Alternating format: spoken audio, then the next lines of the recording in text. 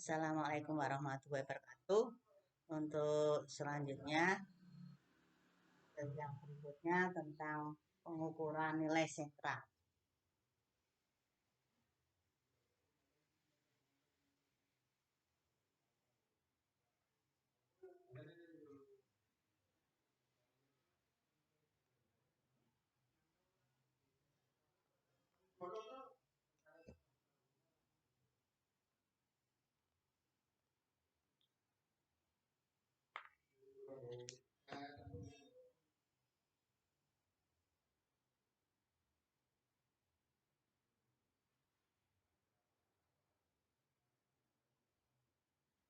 Untuk pengukuran nilai sentral ini adalah merupakan suatu usaha yang ditujukan untuk mengukur besarnya nilai rata-rata dari distribusi data yang diperoleh dari suatu penelitian.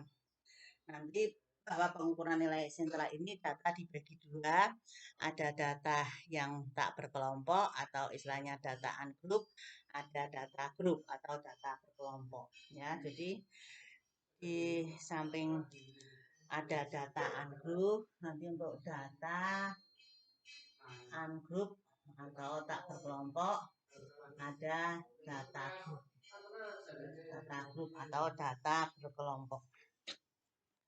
Untuk data ungroup itu adalah data yang bersifat individual, sedangkan untuk data group ada data yang dikelompokkan berdasarkan nilai tertentu ya. Jadi ini adalah yang tadi saya gambarkan di dalam distribusi preferensi, tadi itu masuk data berkelompok.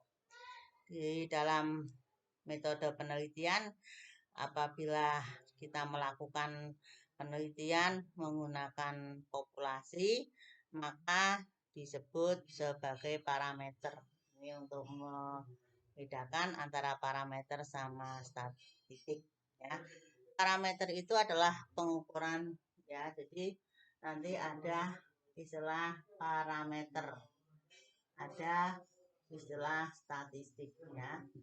Yang parameter ini adalah pengukuran dalam populasi.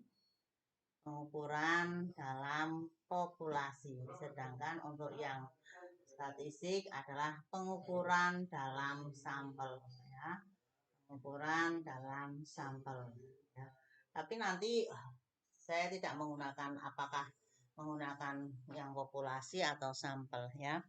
Bahwa di sini hanya untuk membedakan saja, di mana nanti menggunakan notasi yang berbeda. Contohnya misalnya kalau nilai rata-rata menggunakan mu, untuk nilai rata-rata, kalau yang statistik menggunakan X bar.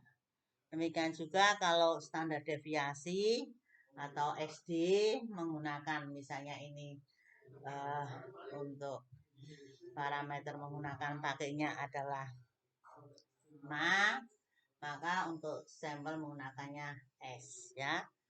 Nah, atau kalau varian standar deviasi dikuadratkan ini S kuadrat. Yang berikutnya proporsi menggunakan pi kalau di matematika pi, tetapi kalau sampel menggunakannya seperti huruf P kecil. Nah, ini perbedaan antara parameter sama statistik, tapi ini jangan dijadikan sebagai misalnya nanti menulisnya harus seperti ini, tidak, ini hanya untuk membedakan saja notasi. Untuk yang parameter ini adalah mu, ini pakainya sigma, sigma kuadrat, ini pakainya bacanya pi, ini X bar, S kuadrat sama pi. Kemudian di ukuran nilai sentral ini ada 6. Yang pertama adalah rata-rata hitung, median, medus, rata-rata kuadrat, rata-rata harmonik, sama rata-rata ukur. Ya, dimana untuk perhitungannya nanti ada data ungroup, ada data group. Kemudian yang pertama rata-rata hitung. Jadi nanti ini ada min, ada median, ada modus. Yang keempat ada rata-rata kuadrat, rata-rata kuadrat, ada rata-rata harmonik, pada rata-rata hitung. Nah, jadi ini ada F sampai F ada 6, tapi nanti perhitungannya adalah data ungroup sama data group ya. Yang pertama untuk min atau rata-rata hitung menunjukkan nilai rata-rata pada data di mana nilai hitung itu merupakan penjumlahan dari nilai pengamatan dibagi dengan jumlah pengamatan. Ya, jadi misalnya tentang besarnya penjualan satu hari di Jalan X dari 5 buah toko kelontong sudah ada di handout atau di PowerPoint ya. Di situ karena tadi menggunakan ada notasi min, yang pertama menghitung rata-rata hitungnya adalah mu sama dengan sigma xi nilai pengamatan dibagi dengan jumlah. Dan di situ sudah ada di handout bahwa ada toko X1 100.000, toko X2 80.000, toko X3 120.000, X4 125, X5 adalah 75. Itu tinggal dijumlahkan ya. Dijumlahkan dari nilai toko X1 sampai X5 dibagi dengan jumlah datanya ada 5. Maka rata-rata hitungnya ketemunya adalah 77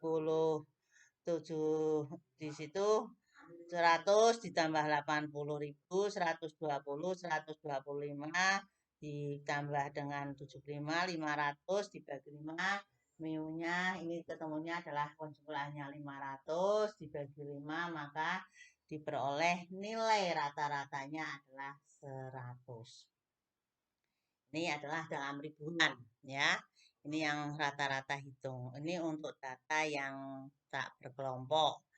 Kalau data berkelompok itu adalah menggunakan pakai F kalikan sigma xi dibagi dengan jumlah frekuensinya atau jumlah datanya ya.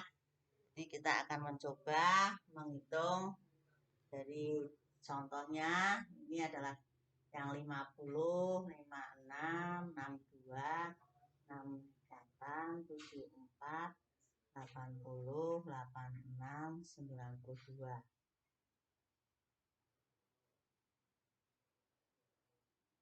Ini adalah 55, 50, 60, 61, 67, 79, 85, 91, 97, 1, 2, 17, 13, 24, 9, 77, 80 ya. Ini saya coba ada di PowerPoint ya untuk data berkelompok.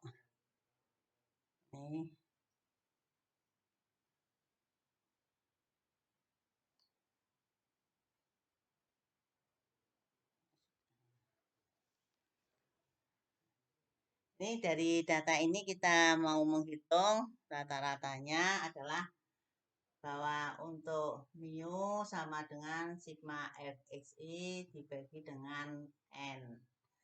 Ini kita cari x-nya dulu tadi 52,5, 58,5, 64,5, 70,5, 76,5, 82,5, 88,5, kemudian 94,5. Kemudian dikalikan dengan frekuensi kalikan xi. Ini langsung saja di dalam handout sudah ada 6042. Maka rata-ratanya adalah 6042, jumlah datanya 80, diperoleh nilai mu-nya adalah 75,52. Ya, ini sudah ada di handout ya, jadi sudah ada penjelasannya di situ. Kemudian yang kedua tentang median, apa itu median? Merupakan rata-rata yang mana pengukurannya ya didasarkan atas nilai data yang berada di tengah-tengah distribusi frekuensinya. Ini nanti yang pertama, kalau berdasarkan dari data yang ada di toko di Jalan E itu, data diurutkan dulu secara array. Array itu berurutan dimulai dari data yang paling kecil sampai data yang paling besar. Kemudian mencari letak median dengan rumus letak median itu adalah N ditambah 1 dibagi 2. Karena datanya 5 ditambah 1 dibagi 2 per 3.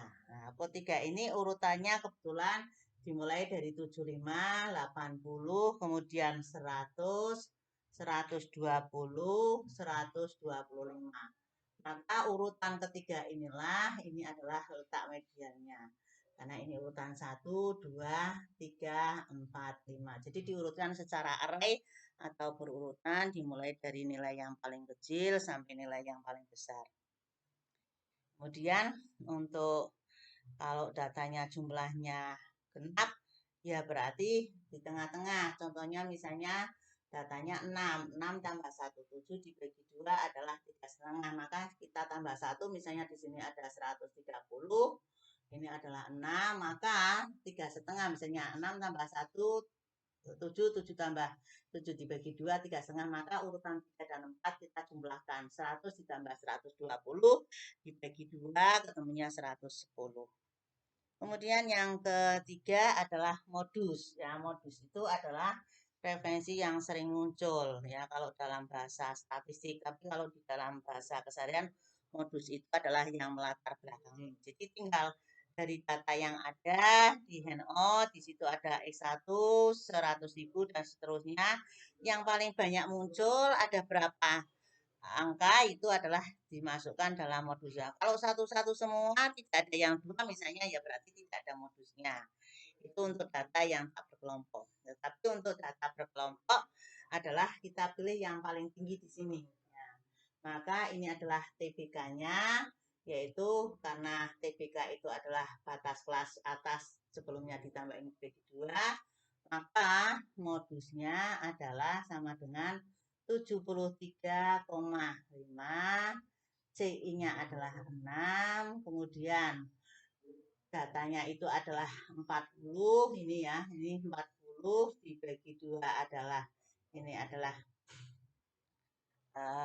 yang ke atas, ini adalah selisih antara ini 24 dikurangi 13 adalah 11, 24 dikurangi 9 adalah 15. Maka kita akan menjumlahkan D1 ya, di mana D1 dibagi D1 ditambah D2.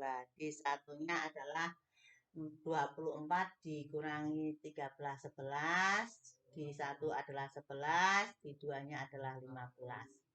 Nah, dari handout sudah ada diperoleh nilai dari modusnya adalah sebesar 76,03. Ini untuk yang kaitannya dengan modus ya. Tapi kalau tadi untuk yang nomor 2 yang median untuk data berkelompok adalah jumlah datanya kita cari dulu, yaitu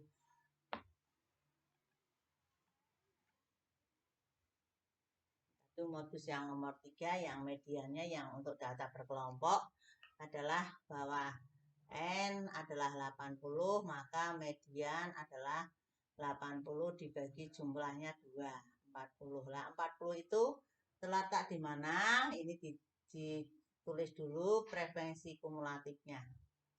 33, 57, 66, 73, 80. 40 itu berada di sini.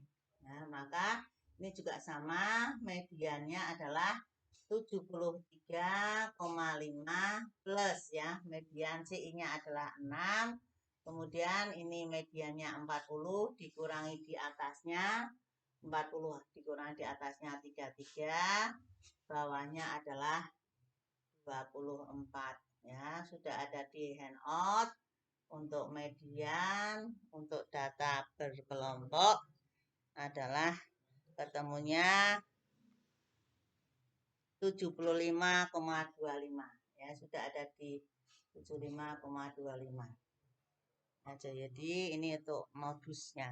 Jadi kemudian ada latihan soal itu nanti tolong dikerjakan tapi nanti dikumpulkannya nanti aja dijadikan satu yaitu yang kaitannya dengan penjualan yang berkaitan dengan sepeda motor merek ABC oleh 50 salesman pada tahun 90 ya ada di situ penjualan paling minimalnya adalah 80 unit kemudian dari data tersebut yang tadinya kurang dari dirubah menjadi DF yang biasa kemudian hitunglah min median modus buat kurva histogram dan poligon dan berapa prosentase salesman yang mampu menjual lebih dari 105. Saya kira untuk session yang kedua ini saya cukupkan dulu. Untuk berikutnya nanti saya lanjutkan ke rata-rata padat, rata-rata harmonik, sama rata-rata ukur.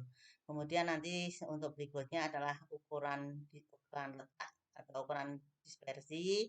Itu akan saya berikan nanti ya. Saya kira dulu aja biar tidak eh, nanti terlalu lama. Kalau ada yang kurang paham bisa nanti lewat WA untuk ditanyakan ya. Saya kira itu dulu untuk session yang berikutnya nanti saya akan menjelaskan lagi lanjutan dari materi ukuran untuk nilai sentral yang rata-rata kuadrat, rata-rata hamil sama rata-rata rukun.